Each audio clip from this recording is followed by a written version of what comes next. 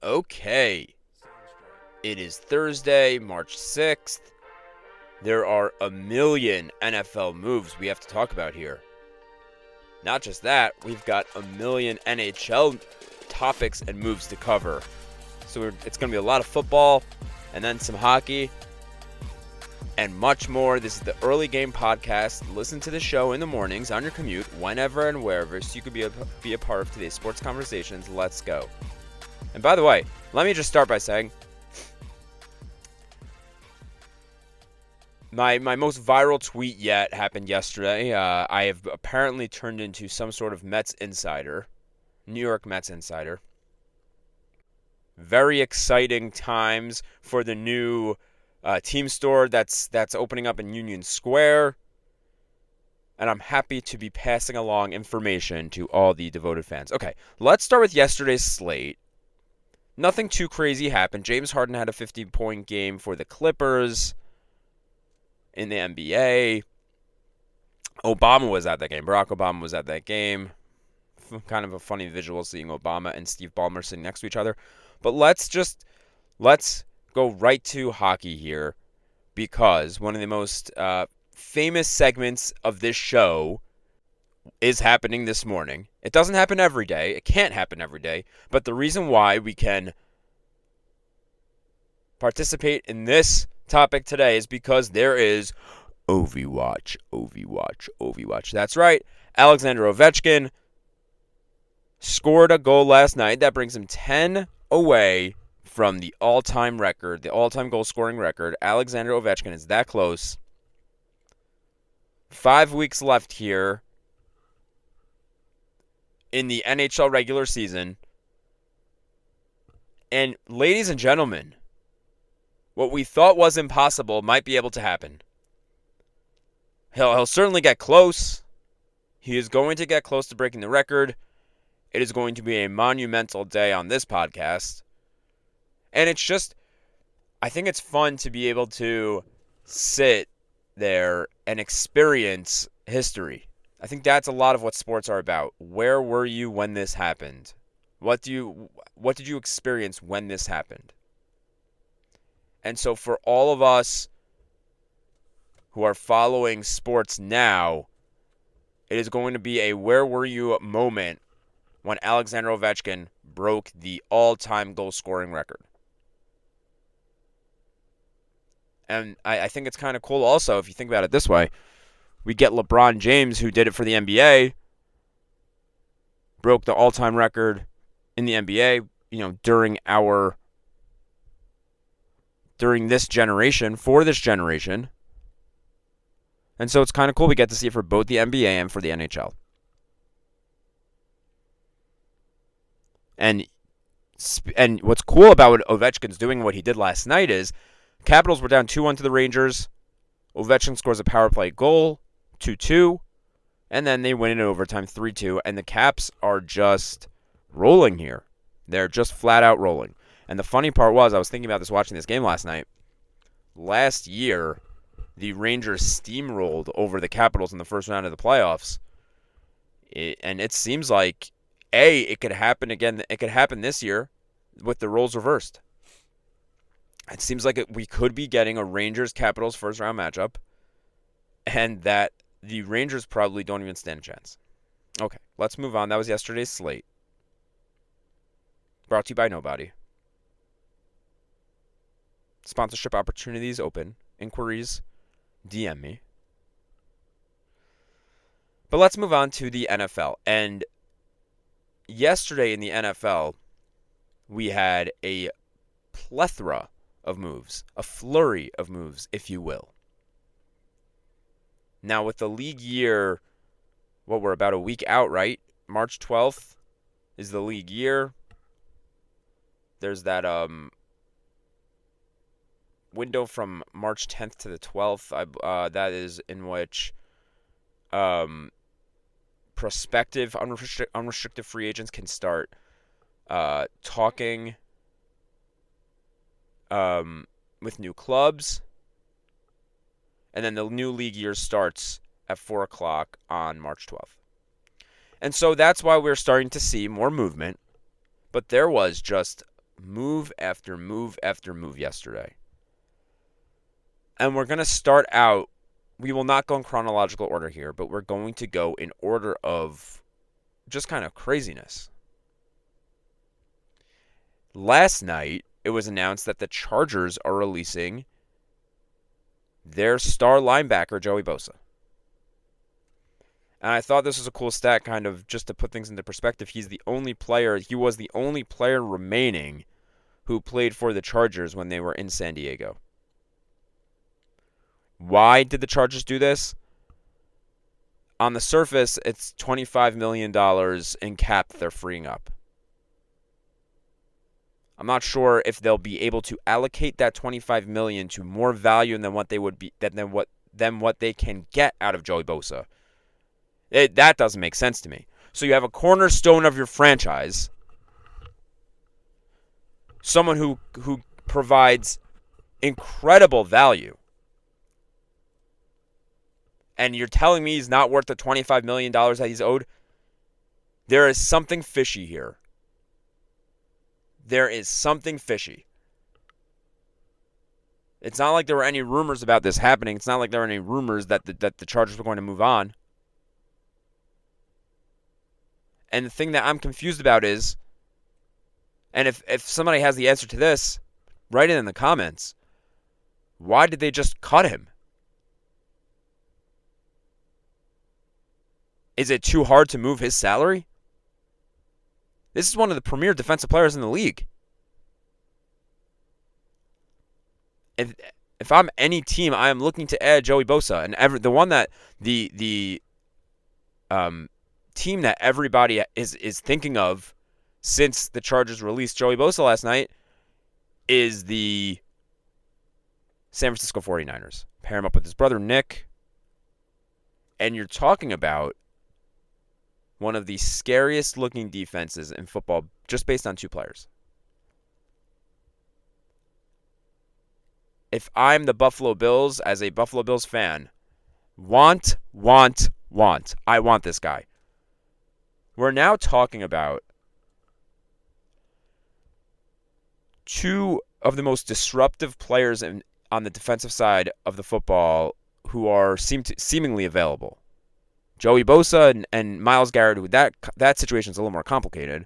Myles Garrett said he wants to be traded, and the Browns said they're not going to trade him. Is it so complicated? Not really. He'll end up being traded. This complicates things, though, because you have another elite defensive player, a linebacker, yes, versus being a pass rusher and an edge rusher. Joey Bosa being the linebacker and Myles Garrett being the defensive end. But you have two of the biggest disruptors on the defensive side of the ball here. And so you have to imagine that a guy like Joey Bosa, who's not going to cost any of your own assets besides paying him salary, that hurts Myles Garrett's market. Now, there are plenty of teams who want to add a player of their caliber. So should it hurt it so much? No. But for these teams that are looking for a player like that, there is now an option besides trading picks. And so it doesn't really help so much that the Chargers made this move. It doesn't help for those who wanted Myles Garrett. It doesn't help for the Browns. It does not help for the Browns that the Chargers flat out cut this guy. Now, it could have been even worse. And that is because it was rumored that Maxx Crosby was trying to reach some sort of extension with the Raiders. And had he not been able to, you would be talking about a third player kind of in that same category of elite defensive players that hit the open market. And this doesn't seem to happen so often. I can't remember a time where you had this many elite players on the defensive side of the ball available. But the Raiders avoided that yesterday. They signed Crosby to a 3-year extension from The Athletic with a 3-year extension worth $106.5 million. 91.5 of that's guaranteed. Maxx Crosby became the highest paid non-quarterback in NFL history Wednesday when he and the Las Vegas Raiders agreed to terms per league sources. I mean, it's a no-brainer. Is it a no-brainer to sign Maxx Crosby to the highest paid, giving him a contract that is the most paid ever to a non-quarterback? I mean, look, you're going to get your money's worth. In football and in any capped sport, the thing that you need to consider is this player providing enough value based on the dollar he's being paid? Because being rich doesn't matter. Yes, you can find ways around the cap in any sport, besides for hockey. Basketball and football, there are ways around the cap. But ultimately, whatever way you're getting around the cap doesn't really make such a difference. You need to make sure that the dollar to value is there. Because if you're going to sign a guy like Maxx Crosby, who's elite, one of the best defensive players in football, and he's an all-time player. But if you're going to sign a guy like Maxx Crosby to the most money, non-quarterback money ever, you need to make sure that your roster is not lacking elsewhere because you're allocating money to a guy like Maxx Crosby. Is he elite? Yes. Do you want to keep a player like that around forever? Yes. Would fans be up in arms if they let Maxx Crosby walk? Yes. The thing you have to get nervous about, though, is just how much cap is he taking up and just how much value is he taking away from other parts of your team. Now, for the Raiders, the question is, what are the Raiders going to do to improve under Pete Carroll in his first year and ultimately for the handful of years he spends with the Raiders? He is not getting any younger. You know, the Raiders situation reminds me so much of St. John's basketball with Rick Pitino. And Pitino came in at age 70, and everybody knew that this guy has pretty much 5 years max to turn the program around and then to hand it off to someone else. And it seems like that is what's going on here with Pete Carroll and the Raiders. Similar age, doesn't have unlimited time to turn this Raiders team around. And so you think that he's going to be all in here in his first year. And signing Maxx Crosby is off to a good start, right? You want to keep the talent that you have already on the roster. The issue is there's a lot more work to be done. I think there were more moves yesterday that might directly impact what the Raiders decide to do to improve their roster. And it has to do with Pete Carroll's old team. And so yesterday they announced that the Seahawks, the Seattle Seahawks announced they're releasing wide receiver Tyler Locket. And after that, DK Metcalf came out and said he wants to be traded. So he made a trade request. And so now you have Pete Carroll, who, if he wants to have familiar faces on the offensive side of the ball, listen to what he's able to do. He can bring in Lockett. He can try to trade for DK Metcalf. And hold on a second. He still could sign his old quarterback, Russell Wilson. So if we're talking about familiarity for Pete Carroll, these seem like slam dunk moves. Look, I think the chances Russell Wilson is a Las Vegas Raider are so high just based on the lack of connection right now between the Raiders and Aaron Rodgers, sort of the lack of connection to anybody. And if the Raiders we've spoken about, I think, Shedeur Sanders and Cam Ward and where those two end up, if the Raiders like either of those two guys, for the Raiders specifically and for Pete Carroll, I don't mind them signing Russell Wilson for either a year or a couple of years and drafting one of those two guys. If they like one of those two guys, drafting one of those two guys to sit behind Russell Wilson and learn for a couple of years. We've spoken a lot about teams that are considering that type of format.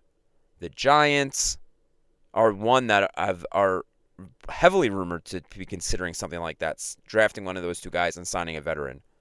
But there has to be no team that it makes more sense for than the Las Vegas Raiders. And that's because Pete Carroll has the clear connection with Russell Wilson. It's, Pete Carroll's interests are winning now, but setting it up for when he's done, and when he's ready to hang it up, passing something off to the next guy.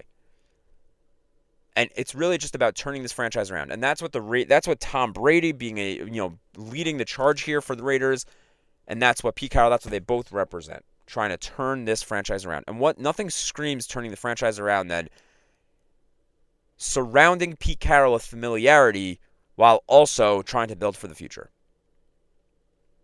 So to me, it seems like a slam dunk that they try to sign Russell Wilson and that they try to sign Tyler Locket, make a move for DK Metcalf. And here's the cool thing about DK Metcalf. I think right now, he is the best wide receiver available.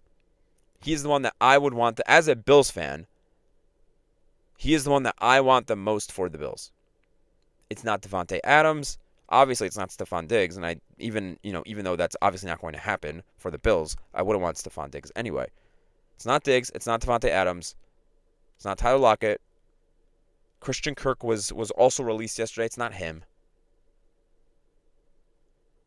DK Metcalf is a game changer that I don't think has ever, besides, he overlapped for a few good years with Russell Wilson. But imagine DK Metcalf with Josh Allen for a second year. Again, DK Metcalf requested to be traded yesterday after the Tyler Lockett news came out. And so what are the Seahawks going to do? But just envision Metcalf's speed with Josh Allen's arm. Oh my goodness. That is a matchup. That is a tandem that would be... Just imagine Josh Allen throwing it into space and Metcalf just tracking it down every single time. Oh, that would be amazing. But I really hope that Metcalf goes to a team with a great quarterback. I want to see him have success beyond what he was able to do with the Seahawks. So the Seahawks are in an interesting situation here. They just released their wide receiver 2, and their wide receiver 1 now wants to be traded. So we will see what the Seahawks choose to do here before during the start of the league season. Now, what's cool, the first move that happened yesterday was that the Bears continued to upgrade their offensive line. Adam Schefter tweeted. Actually, Diana Rossini broke this deal. Schefter tweeted the compensation. So Schefter tweeted compensation update. Bears are trading a 2026 fourth round pick to the Chiefs for Pro Bowl offensive line Joe Thuney, per source. I can go on for hours about how important an offensive line is. As a young fan, I never quite understood, years ago, I never quite understood why teams didn't value the line as much as they should, or as much as they do. Look at a team like the Eagles this year. And Howie Roseman came out and said, I like to build my teams through our lines. That is the right way to do it. And so with the Bears here, that is exactly what they're doing. They got Jonah Jackson yesterday, Joe Thuney now, and Ben Johnson has to know, it's not rocket science. If he wants Caleb Williams to develop, he needs to provide him more time. One of the big taboo topics, I'm in law school, and one of the big taboo topics is who gets extra time for your exams. And this is the same thing in high school, it's the same thing in undergrad. Who gets extra time for your exams? And so the NFL equivalent to that is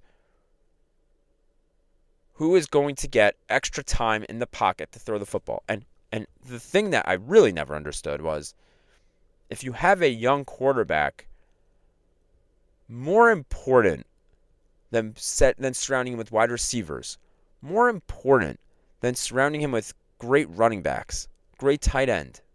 Well, great tight end is actually important for a young quarterback. But you need to make sure that this guy has time and space. You just need to. How is he supposed to learn if every single time he's getting no time to make decisions? And there are so many teams in my mind that commit malpractice by drafting young quarterbacks and then not caring about what the offensive line looks like. And so in a situation with the Bears where they're sort of trying to manufacture a rookie season for Caleb Williams, they're saying, forget about last year.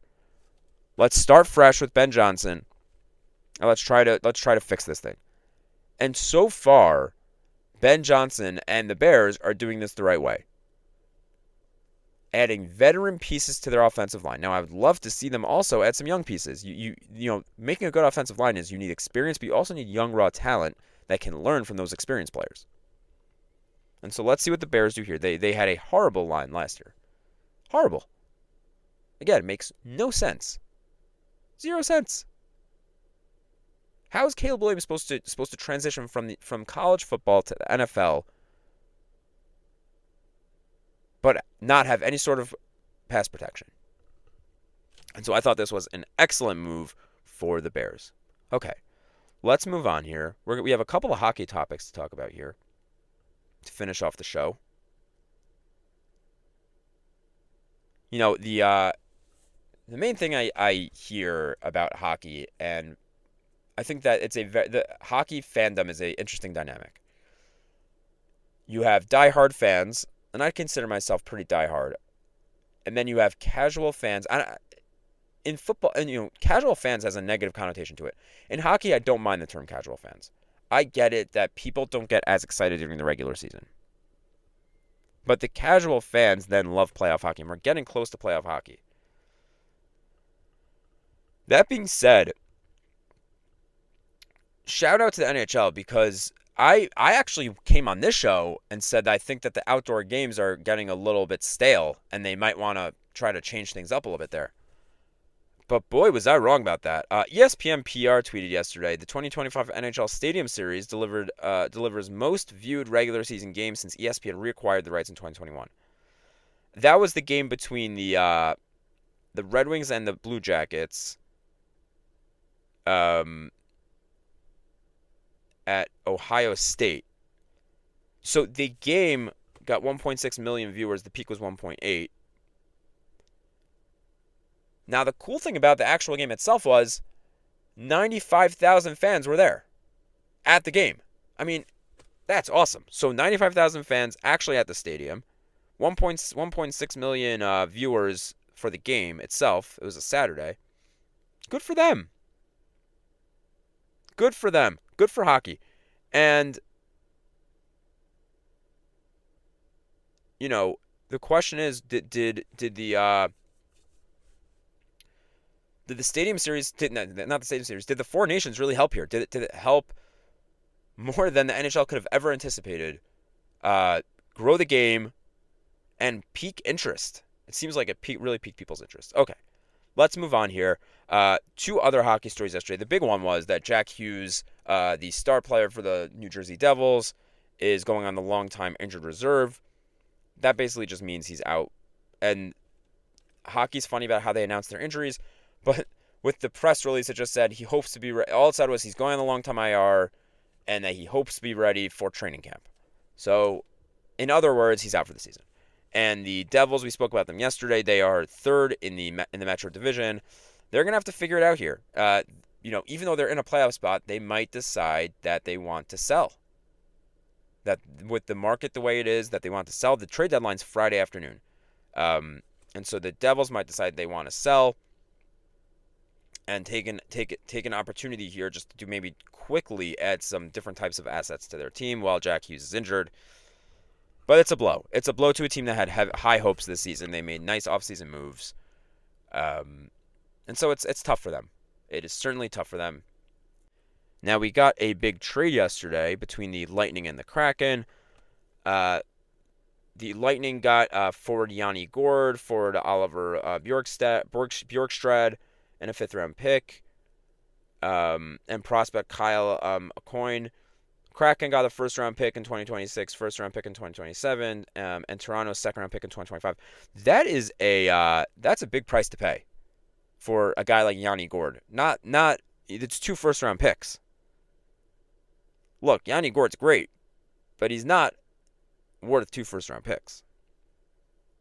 And so we're going to get more trades, and I'm sure for tomorrow's show, we will have more NHL news to talk about. And then after the weekend, after the deadline, there will be even more than that. All right, that's a show. Make sure you like, comment, subscribe on YouTube, follow on X, follow on Spotify. This is the Early Game Podcast. Thank you so much for listening. Have a wonderful day.